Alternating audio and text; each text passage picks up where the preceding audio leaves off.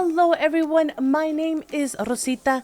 I am a vocal and language coach, so not only do I teach people how to speak in different languages, I teach people how to sing in them as well.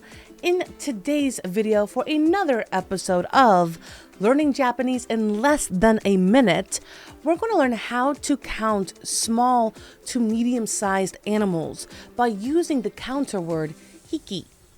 Let's check out the vocabulary. To say one small or medium animal, we have ippiki. Two animals, nihiki. Three animals, sanbiki. Four animals, yonhiki. Five animals, gohiki. Six animals, roppiki. Seven animals, nanahiki. 8 animals, 8匹. 9 animals, 9匹. And 10 animals, 10匹. Alright, we just learned how to count small to medium-sized animals in Japanese.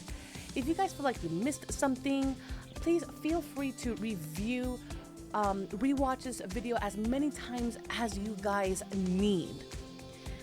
Now, hopefully, I will see you guys in the next video. Please don't forget to follow. And until the next time, I shall see you in the next video. Mata ne minna. Bye.